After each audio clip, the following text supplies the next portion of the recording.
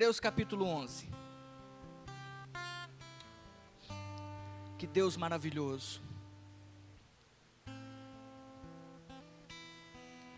Que a palavra venha como flecha, acertar o alvo do seu coração. Que ela seja como espada, que penetre até a tua alma. Que produza o fruto pelo qual ela foi designada. E que gere transformação na sua vida e nos que estão à sua volta. Que a glória do Senhor resplandeça através de ti. E que os rios do Espírito possam fluir através da sua vida. E por onde eles passarem, Ele possa trazer paz, alegria e vida aos que beberem das águas que fluirão de ti. Que o Senhor te use poderosamente a cada dia. E que você tenha a certeza que Ele te escolheu para um propósito eterno. E que você não está aqui em vão. Mas que vidas dependem de ti. Amém? Eu quero falar um pouquinho de fé. Fé para viver as promessas. Fé para liberar o extraordinário e o milagre de Deus em nós. Hebreus 11, versículo 6 diz: Ora, sem fé é impossível agradar-lhe. Porque é necessário que aquele que se aproxima de Deus creia que Ele existe e que é galardoador dos que o buscam. A mensagem da palavra de Deus é uma mensagem de fé. O capítulo 11 de Hebreus vai falar sobre os exemplos de fé, os heróis da fé. Vai nos ensinar um pouquinho sobre fé. E o versículo 6 vai dizer que se nós queremos agradar a Deus, é preciso exercer fé. Por que, pastor, eu preciso exercer fé para agradar a Deus? Porque Deus é Espírito. E nós não estamos vendo Deus. Você está vendo Deus? A Bíblia diz que ninguém jamais viu a Deus. Ninguém pode suportar ver a Deus na sua plenitude, na sua essência. O que vemos são manifestações, semelhanças do Senhor. A Bíblia diz que Moisés viu a semelhança do Senhor. Mas a fé é necessária porque nós precisamos crer que Ele existe. Você crê que Ele existe? E que Ele é recompensador e galardoador de todo aquele que busca.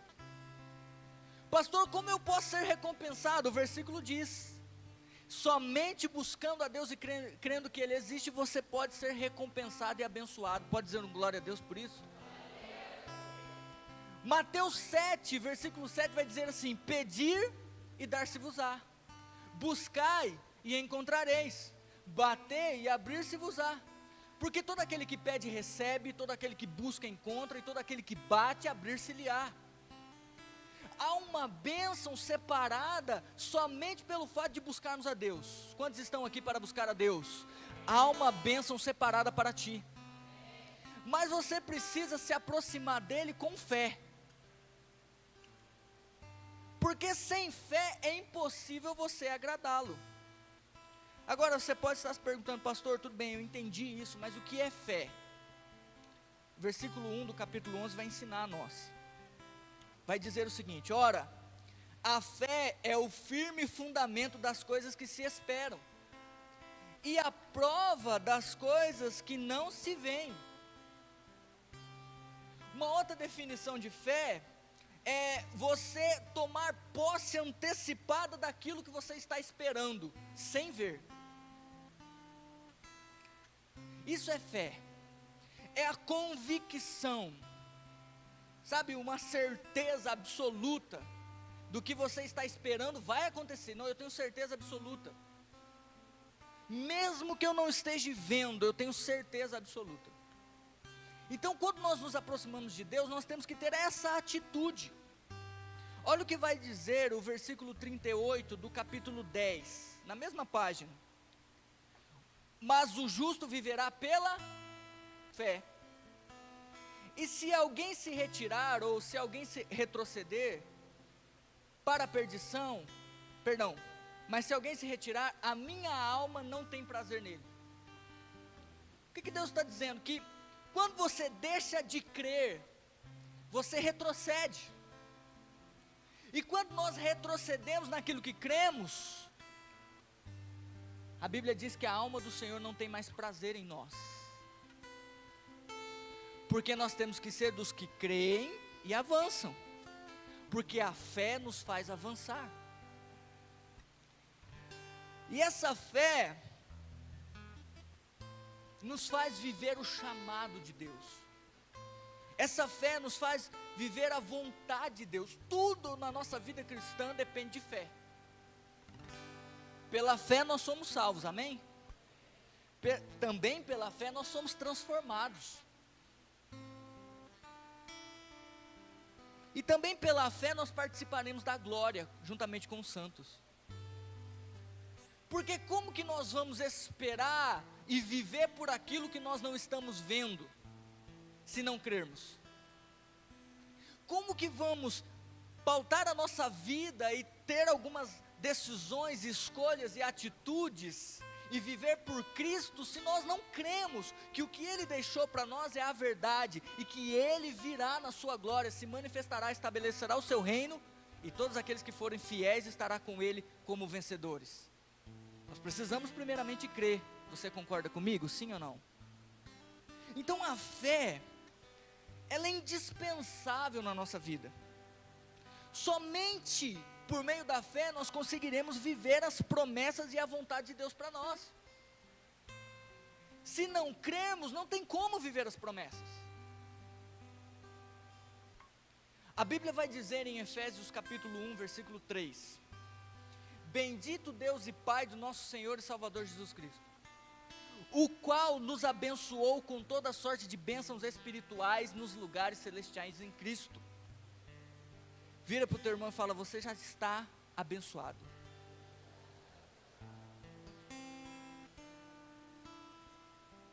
Sabe o que precisa?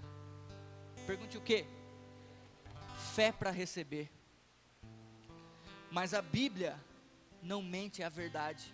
Jesus está dizendo: já te abençoei com todas as sortes de bênçãos espirituais nos lugares celestiais. Você está numa posição de abençoado.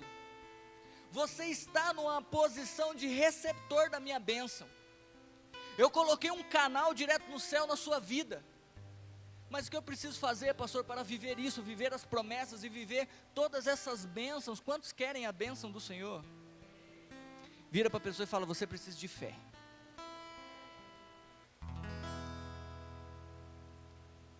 Porque é somente pela fé, e nós lemos que o justo viverá por fé.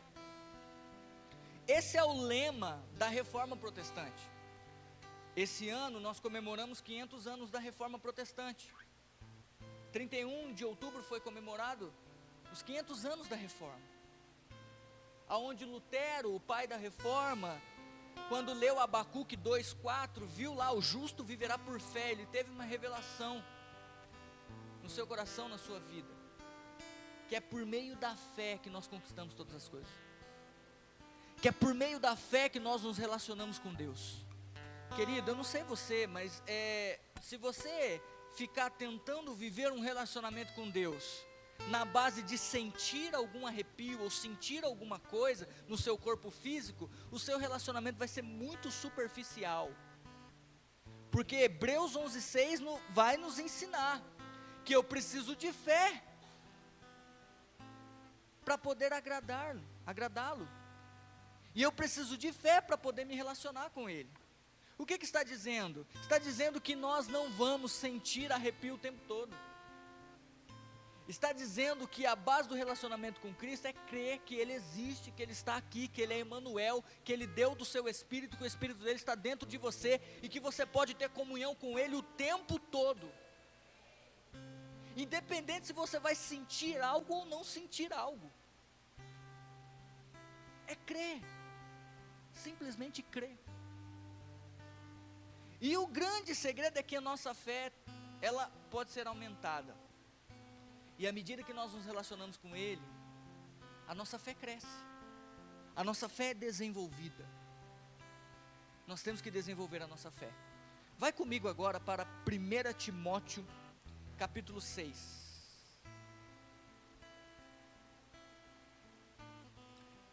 1 Timóteo, capítulo 6.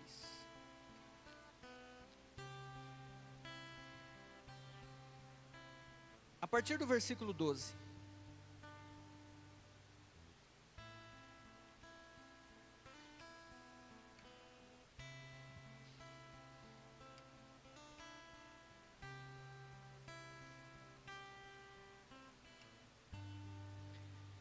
Diz assim: milita a boa milícia da fé, toma posse da vida eterna, para a qual também foste chamado, tendo já feito boa confissão diante de muitas testemunhas.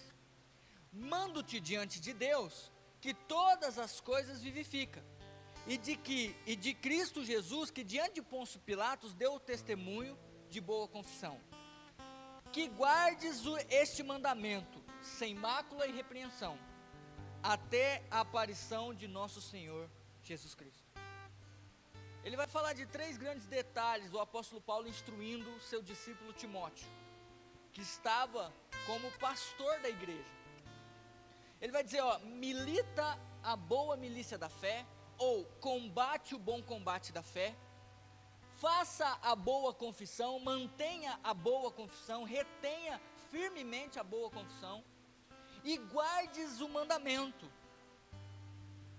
3 coisas que faz parte da nossa vida cristã, do nosso relacionamento com Deus. Então esses versículos vai dizer da vida cristã. E eu quero que venhamos nos atentar para a questão do combate da fé, que é o que eu quero deixar para você essa noite. O que seria o combate da fé? 1 Timóteo 1,18, volta um pouquinho. Ele vai continuar falando do combate e também da fé. Vai dizer o seguinte: este mandamento te dou, meu filho Timóteo, que segundo as profecias que houve acerca de ti, milites por ela boa milícia, ou combatas por ela bom combate, conservando a fé e a boa consciência. Então o apóstolo Paulo vai reafirmar a questão de combater o bom combate e conservar a fé. E em 2 Timóteo capítulo 4, versículo 7, se você puder correr lá, o apóstolo Paulo, já no fim da sua carreira, escrevendo ao seu discípulo Timóteo, ele vai dizer: combati o bom combate, acabei a carreira e guardei a fé. Aquilo que ele estava instruindo Timóteo, ele mesmo cumpriu na sua trajetória de vida. Agora, o que seria essa fé? O que seria o combate da fé? O combate da fé está ligado à nossa carreira, à nossa vida cristã. Combate tem a ver com o plano, com o chamado, toda a nossa trajetória de vida cristã e do projeto de Deus para nós, daquilo que é individual, daquilo que é pessoal e também daquilo que é o coletivo. Você percebe que durante a nossa caminhada cristã teremos muitos conflitos e combates, você concorda comigo? Nós temos o combate contra o pecado. Hebreus 12 vai dizer assim, que na luta contra o pecado, não combateste ainda até o ponto de verter sangue. Nós temos que lutar contra o pecado todos os dias, com as tentações. A Bíblia diz em Efésios que a nossa luta não é contra carne nem sangue, mas contra os principados, potestades, espirituais, as hostes malignas. Então nós temos o combate contra o pecado, nós temos o combate contra os principados e potestades, contra o reino das trevas, e nós também temos o combate da fé. E nós temos que entender que temos a responsabilidade de crer e de fazer a nossa fé crescer. A partir do momento que você ouviu a palavra de Deus, Deus gerou fé no seu coração. A fé vem do ouvir a palavra. E agora a responsabilidade do crer está a você. E você tem essa responsabilidade de fazer a sua fé crescer. Agora, queridos, por que o apóstolo Paulo vai dizer o combate da fé? Porque inevitavelmente, durante a nossa caminhada de vida, nós travaremos uma batalha na questão da fé, na questão do crer. Enfrentaremos conflitos o tempo todo. Conflitos interiores, conflitos exteriores das circunstâncias, conflitos dos sentimentos que teremos diante daquilo que estamos vivendo. E isso tudo vem para minar a nossa fé, vem para combater a nossa fé. Porque Jesus diz que no mundo teríamos aflições, diz ou não diz? Ele nos chama de mais que vencedores. Ele já liberou a palavra sobre nós, que nós somos justos e mais que vencedores. Mas, querido, a realidade é que nós enfrentamos lutas todos os dias. Nós estamos sujeitos às lutas, mesmo sendo cristãos, mesmo crendo em Jesus, estamos sujeitos às mesmas lutas. O sol nasce para o justo e para o injusto. É assim ou não é? Quem aqui sofre algum tipo de luta, levanta a mão. Nós sofremos. E quando falamos de fé, precisamos entender que algum tipo de luta teremos que enfrentar. Olha o que diz Marcos 9, no contexto em que um pai chega diante dos discípulos e o menino, naquele momento o seu filho está possesso de um espírito mudo e surdo, e ele está convulsionando, e a Bíblia diz que o espírito, quando tomava o menino, o lançava no fogo ou lançava na água, querendo matar, destruir o menino. E esse pai de família aflito chega diante dos discípulos de Cristo, e os discípulos não puderam ajudar. E aí ele chega diante de Jesus e fala: olha, os teus discípulos não puderam, mas se tu podes, me ajuda. Aí Jesus vira para ele e fala o seguinte: se tu podes crer, tudo é possível ao que? O pai de família chega para Jesus e diz: se tu podes, tira esse espírito do meu filho. Jesus vira para ele e fala: a responsabilidade é sua. Se tu podes crer, tudo é possível ao que crê. E aí ele vai dizer: logo o pai do menino, clamando com lágrimas, disse: eu creio, Senhor, ajuda a minha incredulidade. Ele falou: eu creio, mas me ajuda, porque eu ainda sou incrédulo. E naquele momento, Jesus expulsa o espírito mudo e surdo, e o menino são é restituído ao pai. E o pai experimenta do milagre. Mas sabe o que fez o pai experimentar um milagre? Digo o quê? A fé. Porque ele procurou refúgio, mesmo reconhecendo que era incrédulo. Mas naquele momento que Jesus devolve a pergunta para ele: se tu podes crer, tudo é possível ao que crê. Vira para o teu irmão e fala: tudo é possível ao que crê. Fala: não desfaleça na fé. E eu quero listar algumas batalhas rapidamente que nós enfrentaremos. Primeira batalha, a batalha da mente. O que é a batalha da mente? A batalha da lógica, a batalha da razão. A nossa mente, a nossa razão, ela vai lutar contra as questões de fé. Nós não vamos conseguir, na maioria das vezes, compreender, a nossa razão vai procurar, não, mas não funciona assim, a minha razão diz que funciona de outro jeito. Olha o que diz 1 Coríntios 2,14: As pessoas que não têm o Espírito não aceitam as verdades que vêm do Espírito de Deus, pois lhe parecem loucura, e não são capazes de compreendê-las, porque elas são discernidas espiritualmente. O homem natural não compreende as coisas do Espírito. E quando você fala dessas coisas para alguém que é natural, fala, é loucura, isso é coisa de doido, não funciona. Por quê? Porque há um conflito com a mente, com a razão e com a lógica, e nós temos que enfrentar isso. Quero mostrar para você, abre lá em Romanos. Romanos capítulo 4. Quem está entendendo, diga amém.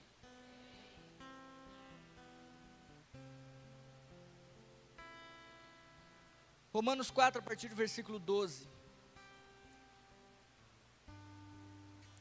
Vamos ler rapidamente. Vamos ler o 11 também. E recebeu o sinal da circuncisão, falando de Abraão, selo da justiça da fé, quando estava na incircuncisão, para que fosse pai de todos os que creem, estando eles também na incircuncisão, glória a Deus, quem que ligou isso aqui? Que o Senhor seja engrandecido na vida deste. Estando eles também na incircuncisão, a fim de que também a justiça lhe seja imputada, e fosse pai da circuncisão, daqueles que não somente são da circuncisão, mas que também andam nas pisadas daquela fé, que teve nosso pai Abraão, que tivera na incircuncisão. Vai lá para o versículo 18. O qual, na esperança, creu contra a esperança, tanto que ele tornou-se pai de muitas nações, conforme o que lhe fora dito, assim será a tua descendência. E não enfraquecendo na fé, não atentou para o seu próprio corpo já amortecido, pois era já de quase 100 anos, nem tampouco para o amortecimento do ventre de Sara, e não duvidou da promessa de Deus por incredulidade, mas foi fortificado na fé, dando glória a Deus, e estando certíssimo de que o que ele tinha prometido, também era poderoso para o fazer. Pai da fé, que depois se tornou pai de muitas nações, porque o seu nome foi mudado. Mas Abraão só recebeu a promessa porque ele não duvidou, mas ele permaneceu convicto, e ele foi fortalecido na fé, na esperança, creu contra a esperança. Mas esse Abraão, num primeiro momento, quando ele recebe a promessa, que Deus chega para ele e fala, por pai de muitas nações te constituirei, quando ele recebe a promessa, ele não tinha filhos nenhum, Sara era estéril, não tinha condições de dar filho a ele, mas Abraão, o seu corpo ainda tinha condições de gerar filhos, e eles começam a olhar para a circunstância, para a razão, buscando um jeito de cumprir a promessa, como Deus prometeu, e nós precisamos de uma certa forma, entender que jeito que a promessa vai acontecer. É assim que acontece comigo e com você quando Deus promete. Eu vou te dar uma casa, você já fica olhando as circunstâncias, tentando dar um jeitinho de ajudar a Deus para a promessa acontecer. E Abraão e Sara olham para a serva, Agar, e naquele momento, a cultura da época, Agar era escrava, e se a senhora não podia dar filhos, ela podia tomar a escrava, e o filho que nascesse da escrava seria da sua senhora, não seria dela mais, da escrava. Eles poderiam para constituir herdeiro na casa. Então, o que Sara e Abraão faz? Abraão se deita com Agar e nasce um filho. Sabe qual é o problema? O problema é que Deus chegou para ele e falou assim, eu não tenho nada a ver com isso daí que você fez, porque não é esse jeitinho aí que eu dou, porque eu não escolhi Agar, eu escolhi Sara. E o filho que vai nascer do ventre dela. E Abraão recebe novamente. Só que agora, queridos, ele já tem quase 100 anos. Agora toda a razão e toda a lógica foi embora, porque o seu corpo já está amortecido e o ventre de Sara está estéril. E agora, pastor, que jeito que eu vou dar um jeitinho? Não tem jeito mais, é só crer e esperar. Porque todo o que crê espera. Porque todo o que crê confia. E nesse momento, querido, ele teve que lutar contra a sua mente. E o posicionamento de permanecer confiando em Deus, ele teve essa atitude. Você sabe que na maioria das vezes, eu não sei você, mas eu constantemente, quem tem promessa de Deus aqui? Amém? Constantemente nós temos que lutar contra a nossa mente, contra a razão, contra a lógica. É ou não é? Às vezes nós estamos precisando de uma bênção financeira. Você fica tentando achar 1001 maneiras de acreditar que vai vir daquele jeito. Não vai ser assim. Deus vai fazer isso. Deus vai me dar um sonho, eu vou sonhar com os números da Mega Sena e vou ganhar na Mega Sena.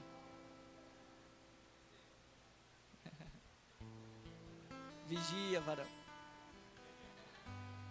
Mas nós já pensamos nisso, sim ou não? Quem já pensou nisso?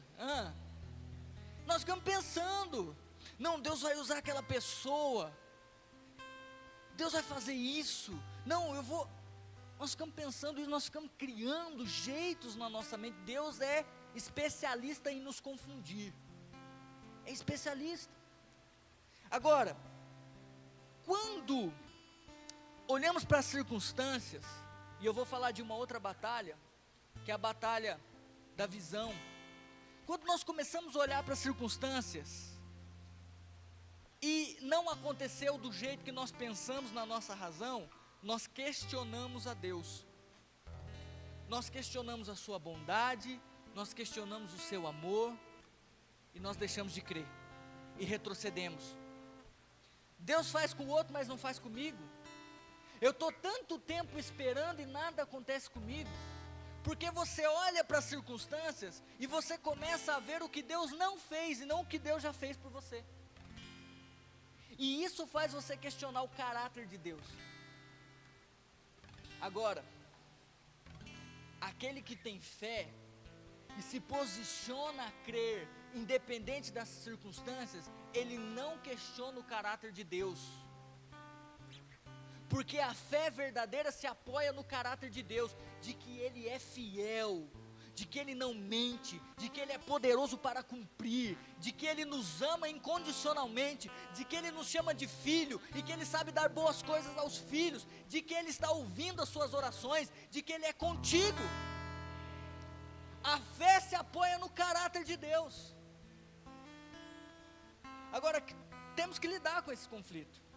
Um outro conflito que nós temos que lidar é que o conflito dos sentimentos. Os sentimentos virão.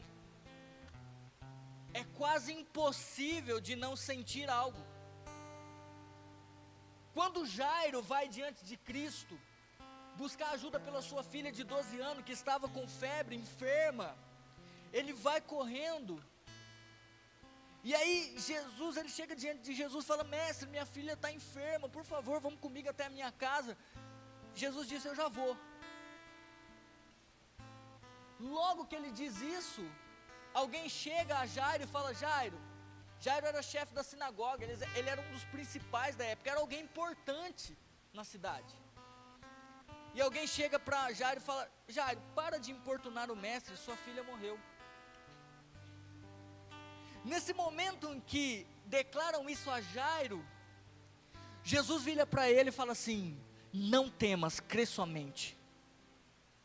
Porque Jesus sabia que o sentimento do medo poderia vir, e o sentimento do medo poderia impedir ele de crer, de continuar crendo que Jesus poderia fazer um milagre.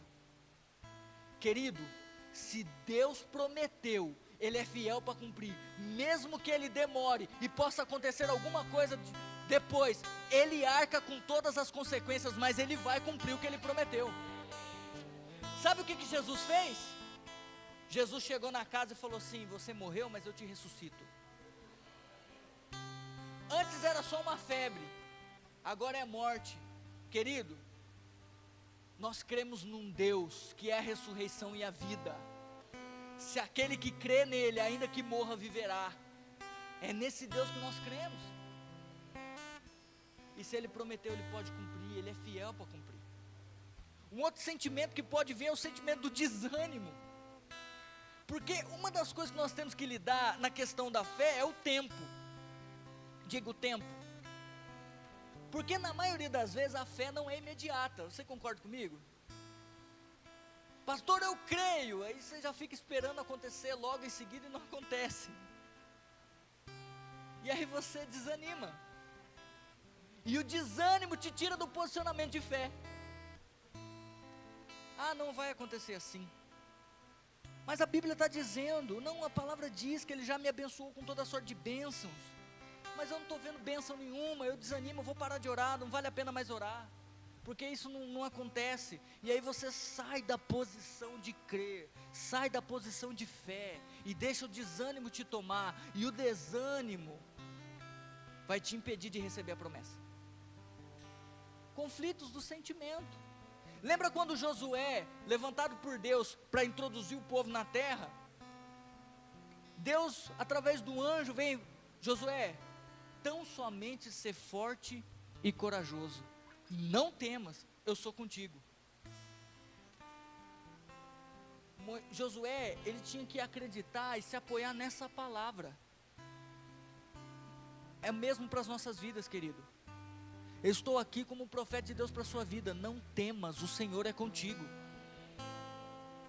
Não permita com que os sentimentos venham tirar você dessa convicção, desse posicionamento de fé, porque o sentimento de medo e de desânimo pode te tirar do posicionamento de fé e impedir você de viver as promessas de Deus. Não permita, o Senhor é contigo. Lembra de Pedro? Quando ele desce do barco, Jesus fala: venha, e ele começa a andar sobre as águas. Quem gostaria de andar sobre as águas? E Pedro começa a andar sobre as águas. Só que daí, querido, ele começa a olhar para onde? Para os lados, e começa a perceber o vento e as ondas. Sabe qual é a mensagem de Deus para nós? Se eu te mandei caminhar, venha. Eu sou o autor e consumador da sua fé. Olha para mim, fita os seus olhos em mim, porque as circunstâncias elas virão. Os ventos, a tempestade, o mar pode se agitar à sua volta, mas se você mantiver os olhos fitos em mim, você andará sobre as águas.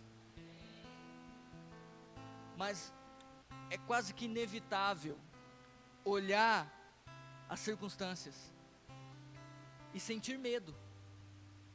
Lutas, tribulações, falta de dinheiro, o casamento que não está indo, sabe, a vida que nada se encaixa, sabe, um problema de relacionamento, sabe, você começa a olhar para aquilo e você acha: Deus se esqueceu de mim, e você vai deixando aquilo.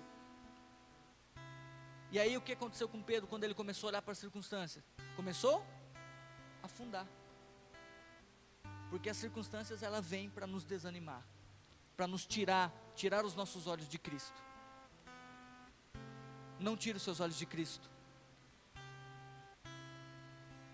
Outra batalha que nós constantemente travaremos, que é a batalha da visão. Olha o que diz 2 Coríntios 5:7. Pois vivemos por fé e não pelo que nos é possível ver. Nós andamos por fé e não por vista.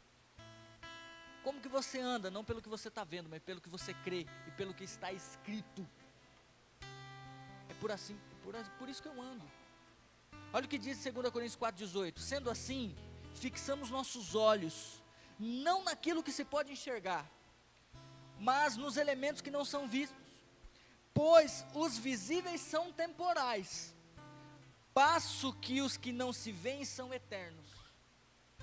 Então nós fixamos os nossos olhos não no que nós estamos vendo, mas nós fixamos nossos olhos naquilo que é eterno, naquilo que não passa, naquilo que o Senhor prometeu, naquilo que está escrito para nós, na sua palavra.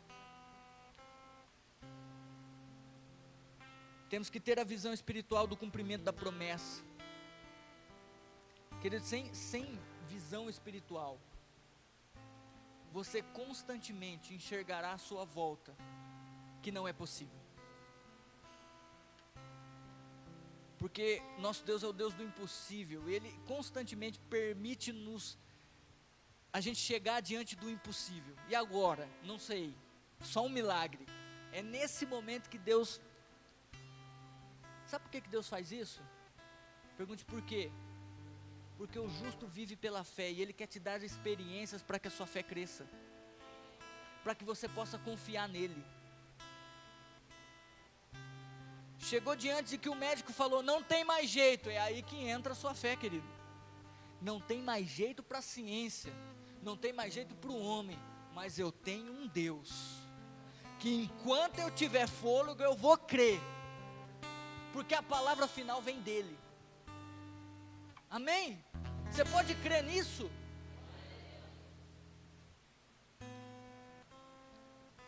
A Bíblia vai dizer que, Romanos 4,17, que Deus chama à existência as coisas que não existem, como se elas já existissem. E o contexto é falando de Abraão, dizendo, por pai de muitas nações eu te constituí.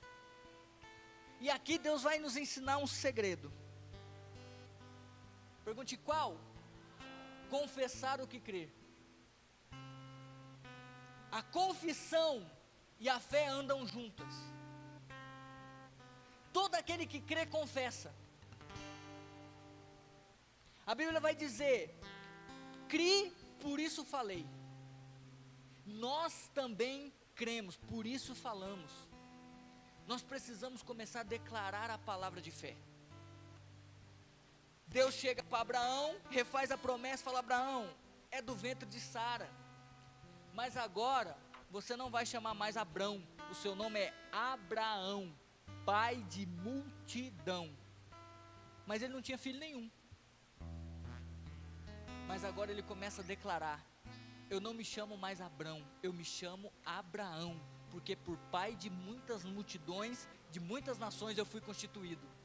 E ele começa a declarar as palavras da fé. E o declarar a palavra de fé, o confessar o que ele recebeu de Deus, fez com que a sua fé fosse fortalecida. E ele pôde ter visão espiritual para enxergar a sua promessa, mesmo ainda não tendo filho. Esse é Abraão, querido, que não enfraqueceu na fé dando glória a Deus, que se manteve firme, posicionado, pai da fé. Depois eu convido você em casa a ler Hebreus capítulo 11, a partir do versículo 8, vai falar de Abraão, vai falar de Sara. Esse Abraão permaneceu firme, ele permaneceu tão firme que depois que nasceu Isaac, diga glória a Deus, a promessa se conclui. Ele achou que Deus já fez um milagre. Sara era estéril, teve o filho. Deus falou, em Isaac será chamada a sua descendência. Pronto. Aquilo que Deus prometeu, ele cumpriu. Agora Deus vira para ele e fala assim, pega o teu filho, o teu único filho, e sacrifica para mim. Você sabe que eu gosto da palavra de Deus? Porque a palavra de Deus tem detalhes. E a Bíblia diz que Abraão não questionou a Deus. Sabe por quê? Porque ele sabia que aquele que deu o filho era poderoso, que se fosse preciso até ressuscitar dos mortos, mas ele não ia mudar a sua promessa. E ele permaneceu firme até o fim, a ponto de deitar Isaac na pedra, e já ia logo sacrificando, porque ele sabia que o que prometeu era fiel para cumprir. o que prometeu é fiel para cumprir. Ele é fiel para cumprir. E a última coisa, diga: eu preciso confessar o que eu criei. E eu preciso ser perseverante. A fé, querido, ela é perseverante. A fé, ela é perseverante e ela não muda em meias circunstâncias. Não tem que mudar. A perseverança é a capacidade de ficar firme diante das circunstâncias. É a capacidade de permanecer inabalável. Principalmente quando temos que lidar com a questão do tempo. A perseverança, ela tem essa capacidade. Olha o que diz a palavra de Deus. Deixa eu achar o versículo. Hebreus 6:12. De maneira que não vos torneis negligentes, mas imiteis aqueles que por intermédio da fé e da longanimidade recebem a herança prometida. A longanimidade é o ânimo longo, é a perseverança, é a capacidade de esperar. Você tem capacidade de esperar? Você tem, porque o grande detalhe do esperar é a maneira como esperamos. Nós podemos esperar murmurando, questionando Deus, questionando a sua bondade, o seu amor, ou nós podemos permanecer esperando como Abraão permaneceu, dando glória a Deus. E à medida que nós permanecemos e esperamos, dando glória a Ele, a nossa fé é fortalecida. E nós conseguimos enxergar. Querido, eu creio que nessa noite, nesse momento, nós já vamos para a ceia. O Senhor quer nos despertar a fé. Porque a fé tem o poder de liberar o extraordinário de Deus nas nossas vidas. Eu não sei qual o milagre que você está precisando, mas eu sei que todos aqui precisam de um milagre. Eu estou ministrando para você que a fé tem o poder de liberar o milagre de Deus na sua vida. Teve pessoas aqui que receberam uma má notícia hoje. Não vou citar quem é, mas eu estou como boca de Deus para a vida de vocês, que a fé tem o poder de liberar o milagre que vocês necessitam. O fato de vocês terem chego para o culto não foi em vão, porque Deus queria que vocês ouvissem da minha boca que a fé tem o poder de liberar o milagre que vocês precisam. Agora, precisa permanecer confiante no Deus da palavra, no Deus que não mente, que Ele é fiel. Amém? Queria que vocês colocassem de pé.